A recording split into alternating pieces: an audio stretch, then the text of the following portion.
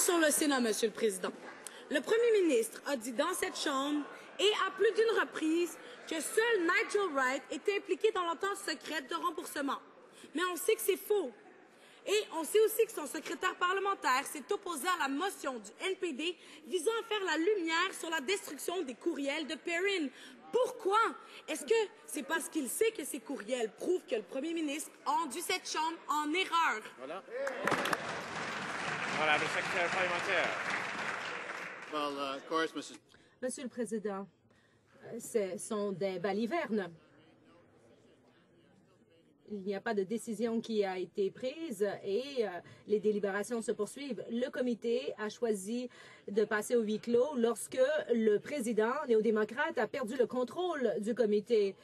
Et les députés préféraient faire des rappels au règlement que de débattre vraiment de la motion. C'est étonnant de voir qu'il y a vraiment eu du débat une fois le huis clos ordonné. Monsieur le Président, l'art de ne pas répondre à une question. Le secrétaire parlementaire a beau tenter de dévier la responsabilité du Premier ministre, il a dit lui-même, le Premier ministre, dans cette Chambre, mot pour mot, que Benjamin Perrin n'était pas impliqué dans une entente légale.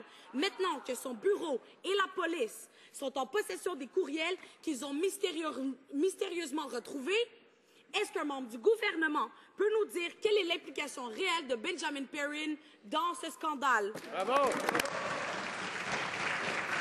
Voilà, le secrétaire parlementaire. of course, Monsieur le Président, comme je l'ai dit à maintes reprises, le bureau du Conseil privé, dès qu'il s'est aperçu que les courriels pouvaient être disponibles, eh bien, ils les ont remis à la GRC. Et c'est là le type de leadership auquel on s'attend et c'est le type de leadership qu'a exercé le Premier ministre.